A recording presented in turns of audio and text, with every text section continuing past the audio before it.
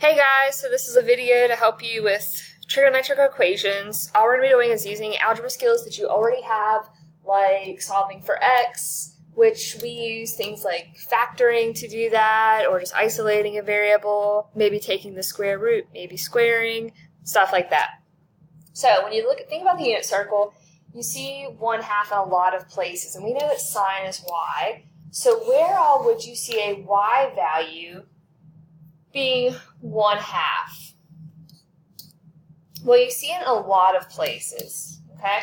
So at this coordinate point, I've got radical 3 1/2, and so on. That's going to happen here, and it's not going to happen down here because these would be negative. So at these two spots, I'm actually going to see 1/2. So when you're thinking about what makes something true, sometimes there's going to be more than one answer. So for instance, I could say pi over 6, which is 30 degrees. I could also say over here it's 5 pi over 6, because it's one less. And so those are two answers that are going to satisfy this statement. But are there more? Well, yeah, there's a lot more. There's infinitely many more. All you have to do, if I already know that this is an answer, if I add 2 pi to it or subtract 2 pi, then I'm going to get another answer. So what I can do to cover all the general solutions is add on a 2 pi k. Now your k is an integer. It can be positive. It can be negative. It's basically saying, hey, here's how many times I'm going around the circle.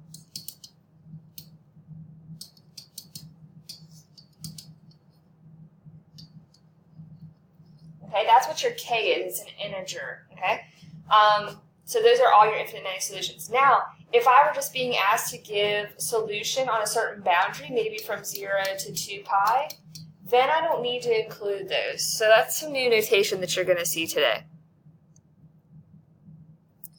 All right, so what we're going to start doing is just solving. We're going to use our algebra skills to get cosine or sine by itself. So when you're looking at this, the very first thing I want to do is obviously add 3. And then I want to divide by 4. And now I'm going to take the square root. Anytime you take the square root, don't forget your plus or minus. So I know that cosine is equal to the square root of 3 over 2 plus or minus, because the square root of 3 is just the square root of 3, the square root of 4 is 2, so you can split that up. So now I want to know on this interval what all solutions are going to satisfy x.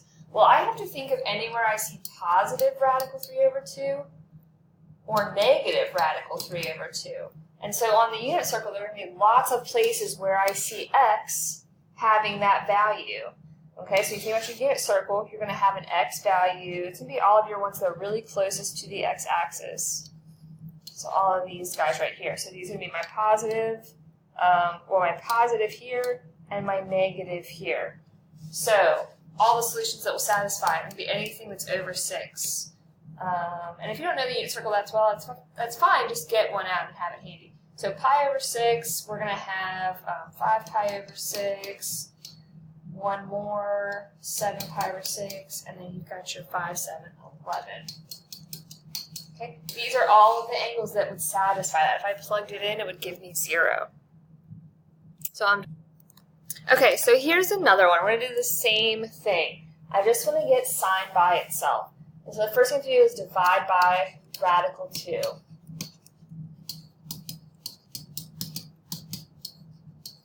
Okay, so I don't really like the way this looks, and you guys are used to this, so we're going to rationalize it so that it looks a little bit more familiar. So I'm going to multiply the numerator and denominator by radical 2, resulting in radical 2 over 2.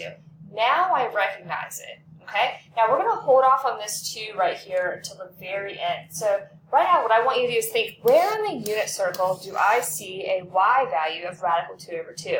Well, that's easy, because sine or cosine with radical 2 over 2 is always going to be at one of the over 4s. So we've got pi over 4, 3 pi over 4, 5 pi over 4, and then we had 5, 7, 11.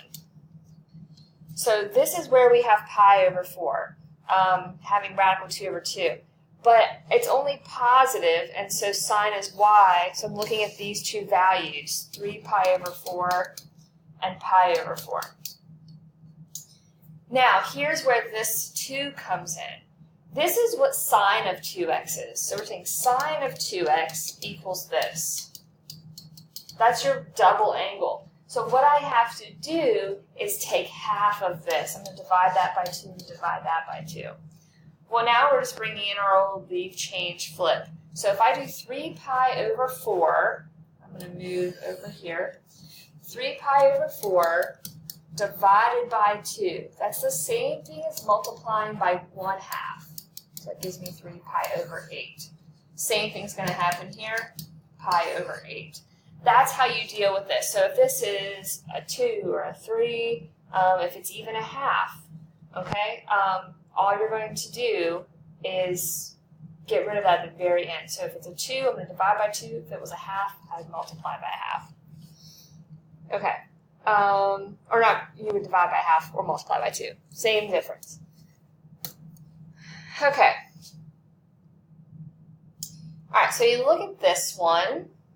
This should remind you of something that looks very familiar. This is a factoring problem, right? If this was just 2x squared minus x minus 3, I would go, oh, that's a Martinsville problem. So what I'm going to do is I'm going to take the 2 and multiply it to the end. I'm going to factor it like I normally would. Okay, what can I multiply to get -6 and add to get -1? -3, +2. Okay? Then I'm going to go back and divide by 2.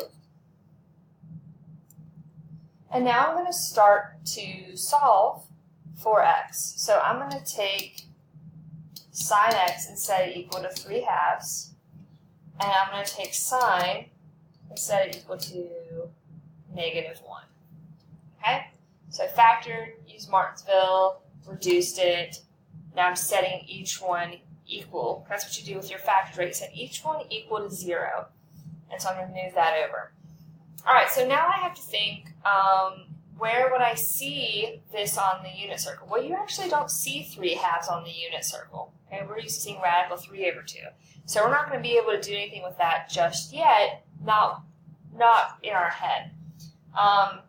But sine equals -1, actually, time out, reverse, go back, we actually can do this because sine equals 3/2. 3/2 is 1.5. We learned a long time ago that if anything's greater than 1, it's not going to work. Now, if you don't believe me, what you can do is on your calculator, you can take the inverse sine of 3/2, and it's going to say error. Okay? So this actually can't be done. That's awesome. Whew, almost missed that one. Okay, so now back to this unit circle. Where do I see y being -1? Boop, right here.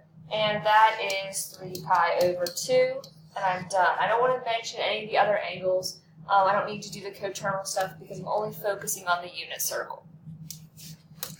All right, so you can see that we're just using algebra skills that you've actually had for a very long time.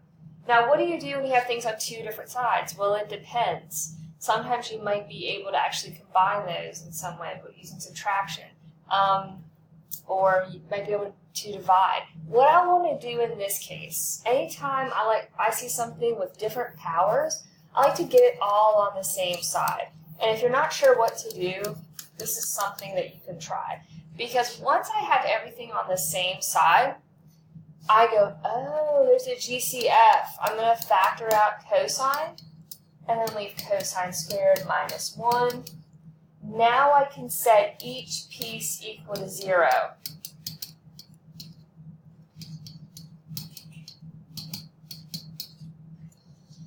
And so I added over the 1. Oh, got a little ahead of myself there. Adding over the 1. And then I'm not dividing by 2, I'm taking the square root. So I'm going to do plus or minus square root. So now I need to think, where do I have an x value being 0? Where do I have an x value being 1? And where do I have an x value being -1? These are all going to satisfy this. So let's think about our unit circle. X value being 0. That could be either pi over 2 or 3 pi over 2.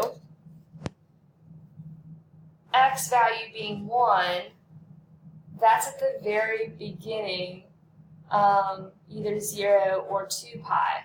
Now, if you look at the notation up here, they're including 0 and not 2 pi. So I'm going to use 0 for that, and negative 1 would be pi. And so all 4 of these are solutions that if you plugged it in there, it would work out. And that's a great way to track your work.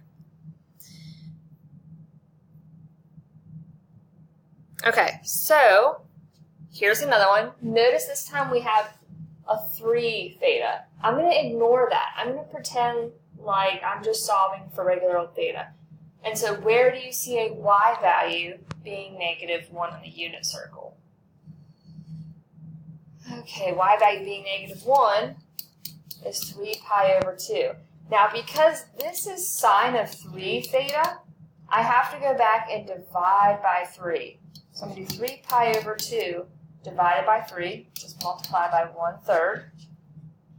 The 3's will cancel, and that gives us pi over 2. Now, notice that the directions have changed. We're giving the general solutions. And so I'm thinking about my coterminal angles. Instead of having to sit here and keep on adding 2 pi to list all those because there are infinitely many, I'm just going to add on a 2 pi k. And so that's what your general solution looks like. All right, got a few more for you. So notice this time I'm dividing by 2, so in the very end all I have to do is multiply by 2. So I'm going to pretend like this isn't here. And I'm going to go ahead and think, where do I see an x value of radical 2 over 2? And so that's your pi over 4, and down below that is 7 pi over 4. Okay. Now what I have to do is, because I have to divide by 2, I have to go back and multiply by 2, which would be 2 pi over 4, so a half, and 14 pi over 4, or you could just go ahead and reduce like this. You could turn that into a 1 into a 2, either way. Oops, forgot to put a 2 there. And then because we want the general solutions, and we're talking about cosine, cosine still has that period of 2 pi. It takes 1 full circle to loop around. Now while I'm thinking about it, I'm going to go ahead and mention, if you're doing a tangent problem, because I can't remember if I have one here or not, your period for tangent, remember it was only pi, so you won't be adding on 2 pi k, but a pi k. Oh, there we go. Okay, so when you're dealing with tangent, your period is only pi. So I actually have 2 values here that are going to give me this answer, which would be pi over 4 and plus pi k, and pi over, or not pi, but 5 pi over 4 plus pi k. Okay, and then I would have to divide each of these by 4. So if I'm talking about my specific solutions, it would be this. If I'm going to talk about the general solutions, I'm going to add on a pi k. All right, one last one. If you see something like this where there's cosine squareds and a sine, or a sine squared and a cosine squared, you want to keep in mind that identity that we know about sine squared plus cosine squared equals 1. And what I can do is replace this cosine squared with 1 minus sine squared. Now I have everything being in like terms. And so I can, distribute this. I can move this over. I can combine some like terms again. Squared plus equals, actually minus, or plus, because 2 minus 1 is plus 1. And so now I could factor out the negative. And I could, I'm rushing, making mistakes, which happens. All right, so you could factor that out, then you can get a GCF. Here's your homework. Good luck.